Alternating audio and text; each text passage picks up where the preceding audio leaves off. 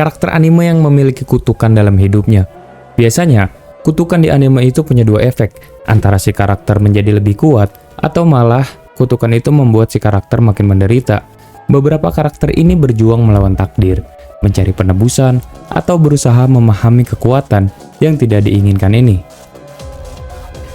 Dalam beberapa kasus, mereka dapat memanfaatkan kekuatan jahat itu untuk keuntungan mereka sendiri. Namun, beberapa yang lain akan melakukan apa saja untuk menyingkirkan kutukan tersebut. Hal ini dikarenakan masalah yang ditimbulkan oleh kutukan dalam hidup mereka. Seperti berikut yang bakal gue sebutin, beberapa kutukan yang aneh yang dialamin oleh penderitanya. Yang pertama, kutukan Hyakimaru dari anime Dororo. Hyakimaru adalah tokoh utama dari anime Dororo. Dia adalah seorang ronin yang mencari bagian tubuhnya yang dicuri oleh iblis dan ingin membunuh iblis tersebut. Iblis-iblis tersebut awalnya mengambil bagian tubuhnya sebagai bagian dari perjanjian dengan ayah dan musuh bebuyutannya. Setelah mengetahui seluruh kebenaran dari ibunya, Lady Nui, dia bersumpah untuk membunuh ayahnya sendiri sebagai pembalasan dan mendapatkan kembali semua bagian tubuhnya yang hilang.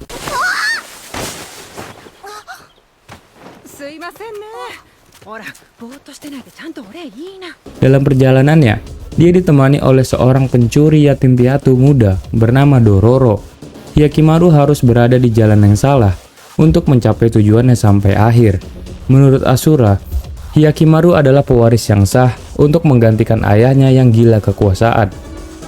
Sekitar 1 atau 2 dekade kemudian, dia kembali ke desa kelahirannya dan bertemu kembali dengan Dororo. Kutukan ini terjadi karena keserakahan ayahnya. Ayah Hyakimaru adalah seorang penguasa Ishikawa yang ingin mendapatkan kekuasaan lebih dari yang sekarang. Demi mendapatkan kekuatan untuk menguasai dunia, Daigo menjual anaknya sendiri kepada iblis. Hasilnya, Hyakimaru dilahirkan dalam keadaan yang tidak memiliki apa-apa. Benar-benar tidak memiliki apa-apa. Hyakimaru dilahirkan tanpa hidung, mata, telinga, dan bahkan kulit. Bahkan saat bayi, dirinya dibuang ke sungai.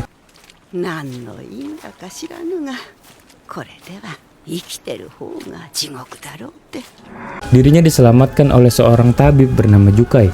Meskipun masih tidak memiliki beberapa anggota tubuh, namun Hyakimaru dapat bertahan hidup.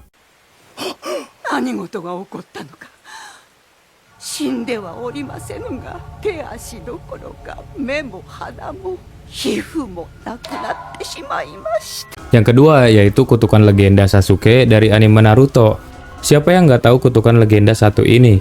Kutukan ini sampai-sampai jadi peneman dan adegan-adegan yang ditunggu saat kita sore dulu. Sasuke Uchiha adalah salah satu anggota terakhir klan Uchiha yang masih bertahan dari Konoha. Setelah kakaknya Itachi membantai klan mereka, Sasuke berusaha mewujudkan misinya dalam rangka untuk membalas dendam dengan membunuh Itachi. Dia dimasukkan ke tim 7 saat menjadi seorang ninja. Orochimaru memberi segel terkutuk pada Sasuke setelah dia masuk dan menyelinap di dalam ujian Chunin. Tanda itu sangat jelas terlihat di leher Sasuke. Efek dari korban yang menerima kutukan ini adalah mendapat peningkatan pada level cakra mereka dan kemampuan fisik saat segelnya aktif. Sampai-sampai pada level kedua, Sasuke memiliki kekuatan yang setara dengan bentuk ekor satu dari Naruto saat pertama kali menggunakannya. Anko juga menjadi salah satu korban segel tersebut. Dirinya menerima segel terkutuknya saat masih menjadi murid Orochimaru. Dia bersama dengan 9 orang lainnya adalah orang pertama yang menerima segel terkutuk. Dia adalah satu-satunya yang selamat dari tragedi hari itu. Rumornya, Anko selamat karena dia tidak memiliki keinginan untuk menggunakan segelnya, sehingga segelnya pun melemah. Ditambah, Orochimaru juga menghapus ingatannya. Ketika Sasuke mengaktifkan kutukan tersebut, kulitnya berubah menjadi abu-abu gelap, dan rambutnya tumbuh serta berubah menjadi warna biru tua. Matanya juga berubah menjadi abu-abu gelap. Selain itu, dia menumbuhkan sayap berbentuk cakar berselaput dari punggungnya yang dapat digunakan untuk terbang dan meluncur. Terdapat juga sebuah tanda gelap berbentuk bintang muncul di batang hidungnya. Jika ada anggota tubuh yang hilang atau terputus, Sasuke dapat menggantikannya dengan ular. Sasuke kehilangan segel terkutuk itu bersama dengan Orochimaru ketika melawan Itachi berkat pedang Totsuka milik Itachi. Yang ketiga ada Alan Walker dari anime The Gray Man. Di dunia The Gray Man, makhluk jahat yang lebih kuat dikenal sebagai Millennium Earl, menciptakan Akuma dari jiwa-jiwa mereka yang berduka karena ditinggal pergi oleh orang yang mereka cintai. Hal tersebut mengubahnya menjadi makhluk yang berbahaya. Alan Walker, sang tokoh utama, adalah salah satu pengusir setan yang melindungi dunia dari para Akuma ini. Alan adalah mantan pengusir setan dan mantan anggota Ordo Hitam cabang Eropa. Dia adalah anak angkat dari Mana Walker dan mantan murid Cross Marian. Alan memiliki bekas luka yang tidak biasa di sisi kiri wajahnya, dimulai dari pentagram di dahinya, lalu garis yang membelah alisnya dan membelah kelopak matanya, dan sedikit mengait di tulang pipinya, lalu mengikuti pipinya ke bawah hingga ke dagunya. Bekas-bekas luka ini didapat dari Mana Walker setelah Alan mengubahnya menjadi Akuma. Bekas luka ini juga yang menjadikannya sumber dari Curse Eye miliknya. Curse Eye atau mata terkutuk inilah yang membuat Alan dapat mendeteksi Akuma serta melihat jiwa-jiwa manusia yang terikat pada tubuh mereka. Meskipun mata terkutuknya memiliki kelebihan, efek samping dari kutukan tersebut adalah penderitaan yang luar biasa dari sisi mental dan fisik yang dialami oleh Alan. Yang keempat yaitu Chise Hattori dari Mahoutsukai no Yoime. Di dalam dunia anime Mahoutsukai no Yoime, terdapat istilah Slave Vega, yaitu manusia yang terlahir dengan kemampuan untuk menghasilkan dan menarik energi magis. Hal itu didapat sebagai imbalan atas umur mereka yang lebih pendek. Seringkali, ketertarikan mereka pada hal-hal gaib membawa mereka menjadi penyihir atau peri, di mana hal itu mengakibatkan kemalangan dan akhir yang terlalu cepat bagi mereka.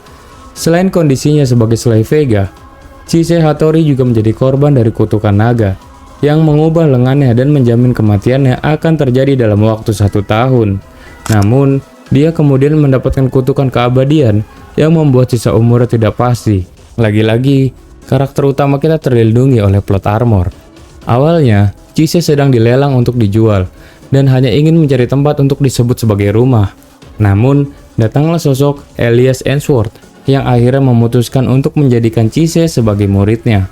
Dia kemudian membelinya seharga 5 juta pound sterling dan berkata bahwa Chise memiliki keberuntungan, bukan kutukan, karena memiliki penglihatan dan juga menjadi Vega Slave. Hal ini membuatnya mengingat bagaimana dirinya selalu dijauhi dan tidak memiliki rumah karena kutukan tersebut. Namun, Elias meyakinkan bahwa suatu hari dia akan bersyukur karena memilikinya. Lalu mereka menggunakan mantra teleportasi untuk pulang ke rumah Elias yang terletak di pinggiran desa London. Yang kelima yaitu Guts and Chascha dari anime Berserk. Guts yang dikenal sebagai pendekar hitam adalah mantan tentara bayaran dan pengembara yang terkenal yang suka berkeliling dunia dalam petualangannya. Awalnya, dia hanya didorong oleh keinginan untuk bertahan hidup. Namun, Guts mulai menemukan tujuan hidupnya setelah bergabung dengan Band of the Falcon yang secara signifikan berkontribusi pada kesuksesan faksi tersebut selama perang 100 tahun. Sedangkan, Chascha adalah mantan komandan unit dari Band of the Falcon. Awalnya, dia adalah seorang gadis petani yang tinggal di desa pegunungan terpencil. Dia berkembang menjadi seorang pejuang yang hebat setelah bergabung dengan Band of the Falcon. Dirinya sangat membantu dalam keberhasilan kelompok tersebut selama perang 100 tahun. Lalu di mana kutukannya? Kutukan ini terjadi ketika salah satu adegan memorable dalam anime ini. Meskipun anime Berserk sudah sangat sering menampilkan beberapa hal yang cukup mengerikan dan gore, adegan ini adalah Eclipse. Ini adalah momen ketika Griffith memilih untuk mengorbankan seluruh anggota Band of the Hawk untuk menjadi anggota God Hand. Tanda kutukan pengorbanan akan menandai mereka yang akan dibunuh secara ritual dan dipersembahkan sebagai penghormatan dalam upacara tersebut. Sebagian besar dari mereka yang ditandai akan mati selama upacara. Namun mereka yang mampu bertahan hidup akan terus-menerus menerima serangan dari makhluk-makhluk jahat dan menderita rasa sakit yang begitu luar biasa. Yang keenam yaitu kelas terkutuk dari Another. Dalam anime Another, seluruh kelas 3-3 dikutuk karena seorang siswa meninggal pada tahun 70-an. Pada saat itu, teman-teman sekelasnya berpura-pura dia masih hidup dan memicu kutukan tersebut. Sejak saat itu, orang yang sudah meninggal mulai menghantui kelas tersebut. Namun, orang yang sudah meninggal biasanya sulit dibedakan dari teman-temannya yang masih hidup. Hal ini menciptakan pola kematian yang mengerikan. Akhirnya, kelas 3 memutuskan untuk mematahkan kutukan mereka dengan mengabaikan salah satu teman mereka. Hal ini tentu saja hanya memperburuk keadaan mereka dan menciptakan siklus yang tidak pernah berakhir. Yang ke-7 yaitu Subaru dari anime Re:Zero. Setelah masuk ke dalam isekai, Natsuki Subaru menyadari bahwa ia memiliki kemampuan aneh, yaitu jika ia kehilangan nyawanya, ia akan kembali ke save point di masa lalu. Dalam beberapa hal ini sungguh mengagumkan. Dengan kata lain, dia itu abadi. Subaru juga dapat mengembalikan waktu untuk membatalkan kesalahan atau melindungi orang lain dari bahaya yang terjadi. Natsuki Subaru, tokoh utama dari Re:Zero, dia adalah mantan hikomori atau orang yang mengurung diri di dalam kamar, yang masuk ke dalam Lugunika melalui cara yang tidak lazim. Dirinya diberi kemampuan untuk kembali dari kematian oleh Satella dan bertemu dengan Emilia. Dirinya secara resmi menjadi ksatria Emilia dan menjadi ksatria Raja Nagra Lugunika. Meskipun terdengar menakjubkan kisah si Subaru ini, di sisi lain terdapat masalah besar mengenai keterampilan yang dimilikinya. Setiap kali dia menggunakan kekuatan ini, dia harus menanggung penderitaan yang menyertai kematian. Seringkali hal ini sangat menyakitkan atau menakutkan. Dia harus memproses trauma yang terakumulasi dari insiden yang tidak terhitung jumlahnya. Secara alami, hal ini mulai berdampak pada kesehatan mentalnya. Setelah berbicara dengan Emilia, dia memutuskan untuk berhenti mengandalkan kemampuan tersebut dan mulai memprioritaskan keselamatan serta kesejahteraan dirinya. Bukan berarti dia tidak akan pernah menggunakan kekuatan itu lagi, tetapi itu berarti dia tidak akan dengan sengaja mengaktifkannya untuk menyelesaikan masalah. Nah, itu merupakan beberapa kutukan atau dikutuk oleh keadaan yang dialami oleh beberapa karakter di anime. Jika kalian suka dengan pembahasan video kali ini, jangan lupa klik like, komen, dan subscribe agar channel ini makin berkembang ya. Segitu dulu dari gua dan terima kasih, sampai jumpa kembali. See ya.